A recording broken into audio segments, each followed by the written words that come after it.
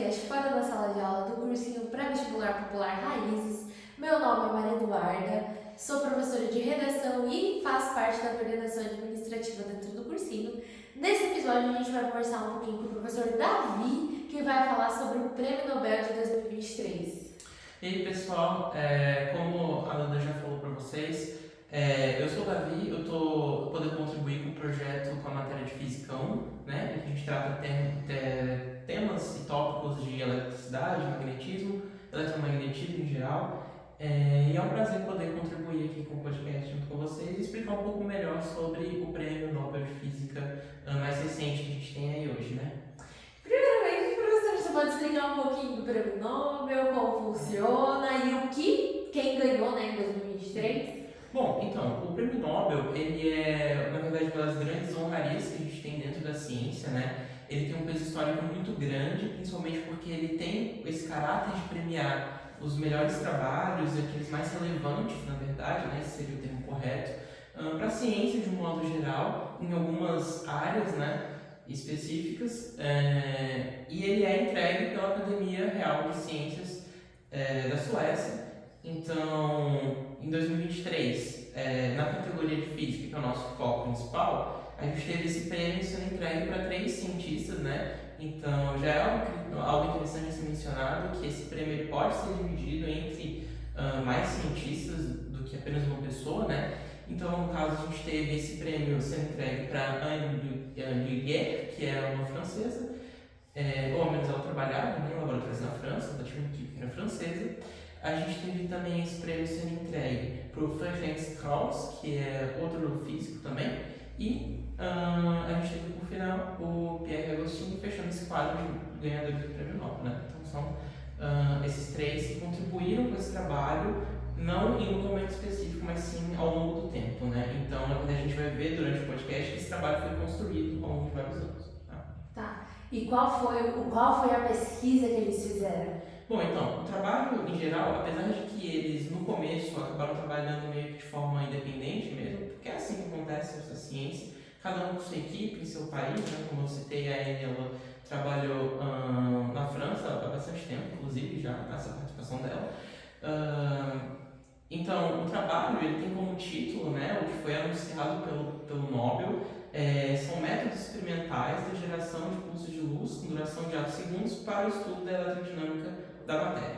Esse é o tema principal que envolve, na verdade, não um trabalho só, né, na verdade, envolve um conjunto de estudos que se complementam entre si, por isso que resultam no Prêmio Nobel, de modo geral. Eu acho que para a gente começar a explicar um pouquinho desse trabalho, acho que a gente poderia começar a explicar o que é atos de segundo e medidas de tempos. Pode falar um pouquinho para a gente? Bom, então, começando de uma visão um pouco mais geral, né, pensando aqui no mundo macroscópico e tudo mais, se a gente analisar, por exemplo, um caso bem simples do dia a dia, que seria, por exemplo, um beija-flor batendo as asas, ele vai bater as asas por cerca de 80 vezes por segundo, né? Nós, como humanos, não conseguimos perceber que ele está batendo as asas. A gente sabe que ele está batendo as asas porque, historicamente, a gente já viu o beija-flor parado, né, sem bater as asas dele, e a gente vê ele batendo as asas, né? Só que, essencialmente, quando a gente vê o beija-flor batendo as asas, a gente vê um movimento embaçado, né? Isso acontece porque a nossa percepção não consegue captar aquela velocidade, né, com a frequência de batimentos ali que ele tem em um determinado período de tempo. Então, a gente tem que recorrer a tecnologias, como, por exemplo, câmeras, né, que podem desacelerar esse vídeo, trazer um slow motion, né? E assim a gente consegue entender melhor como seria esse movimento. Algo semelhante é o que a gente trata aqui com as medidas de tempo e os atos segundos, né?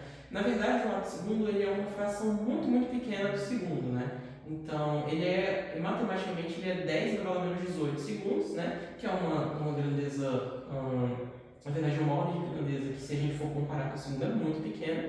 E para a gente ter uma dimensão do quão curto é essa duração de tempo, se a gente pegasse o número de atos segundos presentes em um único segundo, teriam mais do que segundos em toda a existência do universo até então, né? De 3,8 bilhões de anos atrás.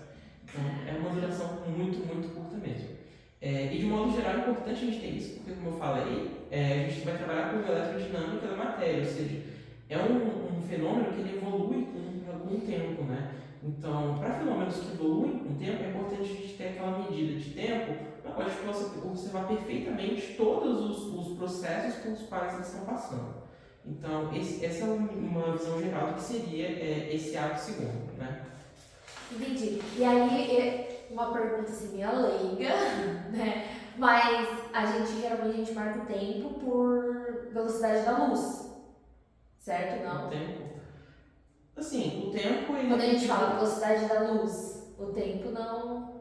A velocidade da luz, na verdade, quando a luz se move, ela se move em uma velocidade pela qual o tempo não afeta, como se não passasse, entendeu? Entendi. É isso. Na verdade, a gente não mede o tempo com relação à velocidade da luz, mas a gente pode medir o tempo a partir de um referencial. Então, por exemplo, aqui na Terra, a gente tem o tempo passando de tal modo, né? Agora, se a gente tivesse, por exemplo, em outro planeta com uma gravidade muito maior, ou se a gente tivesse uma velocidade muito alta, esse tempo ele seria percebido de modo diferente. Mas, essencialmente, sim, na velocidade da luz, o tempo é como se não passasse mesmo. Entendi. E quando a gente fala do pulso de luz que eles tiveram.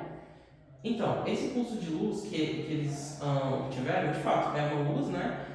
Mas o objetivo principal de pensar esse pulso de luz é o seguinte: o pulso de luz a qual eles se referem, ele é obtido através de um método experimental, que é quando você pode, por exemplo, já fazendo uma menção à técnica que utilizaram, né? Você usa um laser e passa ele através de um gás, né? Por exemplo, o gás nobre, você passa esse laser através desse gás. Dentro desse gás, né, tem átomos, obviamente, o gás é composto por átomos, e nesses átomos, essa luz ela vai criar vibrações eletromagnéticas, ela vai interagir com o que está ali, distorcendo o campo elétrico que está, prendendo os elétrons desses átomos aos átomos, não prendendo, mas é uma interação eletrostática mesmo, né? Estão em órbita, né, assim, por assim dizer. E esses elétrons eles podem, eventualmente, abandonar suas órbitas desses átomos, certo? Nesse momento que ele abandona a órbita do átomo, essa luz ela pode servir como uma fonte de energia para esse elétron captar. Então ele capta essa energia proveniente da luz e eventualmente o campo elétrico se normaliza, né? Essas vibrações são momentâneas pelo passeio da luz, ele retorna à órbita do átomo. Como ele retornou para a órbita do átomo, ele retornou com uma energia elevada, não aquela que ele tinha antes, uma energia, na verdade ele tinha aquela que ele tinha antes, com uma energia adicional que ele recebeu, captou do laser, certo? Como ele está com esse excesso de energia, ele vai estar em uma órbita mais alta assim, uma órbita além daquela que ele estava antes no átomo, mas eventualmente ele perde essa energia e retorna para a órbita original. Nessa perda de energia, essa energia que foi captada, ela é liberada com formato de luz, né? Uma onda eletromagnética. E isso é, na verdade, o que seria o pulso de luz.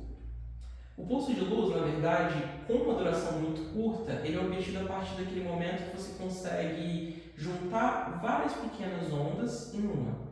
Então, esse pulso de luz, ele libera algo que seria mais ou menos como os harmônicos que a gente obtém no violão, por exemplo. Violão, instrumentos musicais.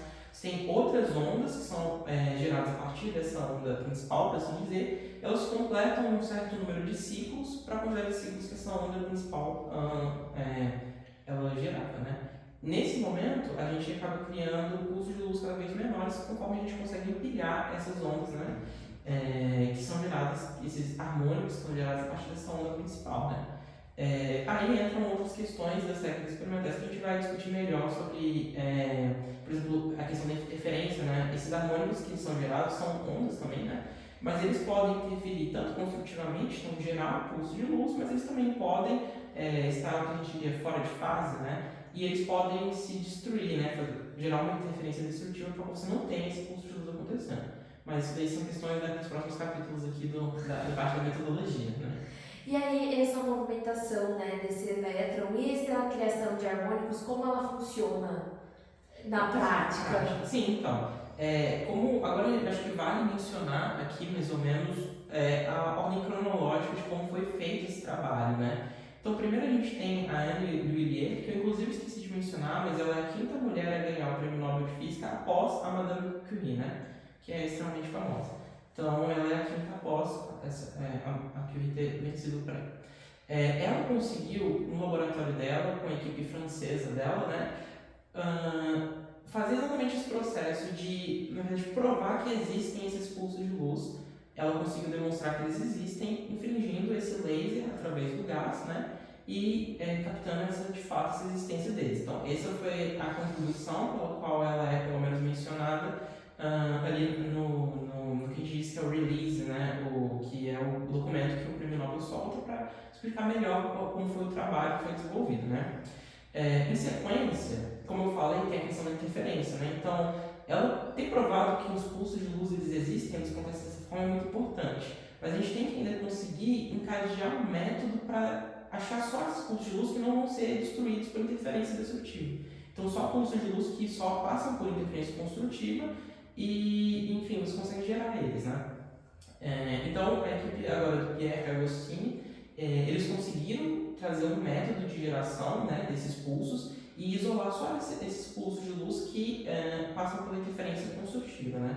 Ele conseguiu notar ali, pelos experimentos dele, que cada pulso desses que eles geraram teria uma duração de 250 atos-segundos, né? Mas nesse momento, eles ainda não conseguiram isolar um único pulso de luz. Então, eles conseguiram, na verdade, uma série de pulsos de luz que são gerados e passam por interferência construtiva, mas não conseguiram isolar um único ainda, né? Que, na verdade, essa é a contribuição final, entre aspas, né, que seria a do Ferenc Close, que ele conseguiu isolar um pulso de luz, e nesse caso ele tem a duração de 650 atos-segundos, né? Então, essa é mais ou menos o método experimental, de modo bem resumido mesmo, pelo qual eles geram esse pulso de luz.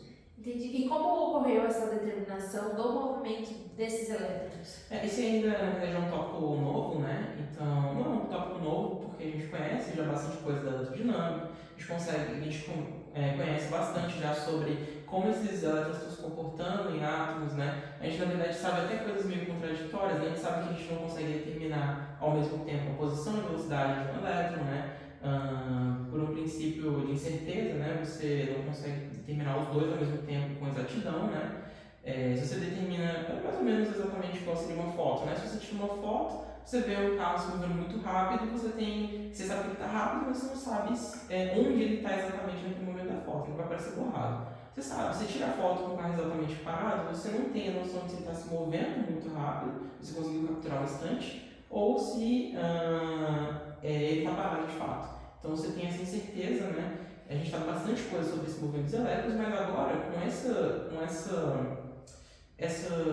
refinamento do movimento de tempo, para que a gente possa analisar mais ou menos como acontece essa eletrodinâmica na matéria, a gente pode, na verdade, trazer uma série de aplicações interessantes. Então a gente tem aplicações que vão desde a área de engenharia elétrica, de materiais, até, por exemplo, aplicações de diagnósticos médicos, né? Então são temas que são ainda relevantes e que vão se desenrolar nos próximos anos. Então é por isso que é um trabalho que é digno de ganhar uma área tão grande quanto o Prêmio Nobel, né? Isso é legal porque a gente vê como que ao longo do tempo vai sendo construída a ciência, né? Na verdade, a gente tem uma dimensão de um trabalho que começou mais ou menos ali nos anos 80, 1980, e agora, com todo esse corpo de conhecimento que foi construído, ele é reconhecido com o Prêmio Nobel. Nossa, que bacana. Eu acho que a gente teve um podcast de biologia, né? Que a gente. Não sei se vai sair, se já soltou, mas a gente gravou. E isso foi uma das coisas que a gente mais falou, que a ciência, né? A gente sempre precisa de várias pessoas para que é um pedacinho para formar um quebra-cabeça completo. Eu acho que você deixou bem exemplificado aqui em um modelo, né, de como isso funciona. E você acha que isso vai começar a ser ensinado para os nossos alunos sobre atos de segundo, ou você acha que vai ficar por uma coisa mais acadêmica mesmo, que não vai ser tão mencionado assim nas escolas? Então, eu acredito que quando a gente trata da educação mais básica, às vezes até tratando mesmo de vestibular, de cursinho, é importante a gente inteirar eles com essas novidades que estão surgindo, passar o nosso conteúdo com uma certa precisão, né? A gente não precisa ser extremamente acadêmico, ser rigoroso nas nossas explicações nesse propósito de vestibular comum, né? Que são os vestibulares paulistas, o Enem, mas a gente tem que trazer para eles uma explicação precisa e a gente pode sim apresentar esses conceitos, né? Nas aulas, até porque eles podem, na verdade, vir a ser cobrados nos vestibulares, né? Eles podem, por exemplo, tratar essas questões com ar mais interpretativo, trazer um texto informativo que traz sobre esses temas, e daí um aluno mais preparado, que tem esse conhecimento sobre esses temas atuais que estão acontecendo agora, ele vai ter uma destreza maior na hora de resolver aquele problema, até para não se assustar, né? Não ler o problema e achar, nossa, não faço ideia do que seja isso. ele pode ir mais confiante para a prova, ao passo que ele tem um conhecimento maior sobre o que está acontecendo no momento também. É muito incrível todas as informações que você passou.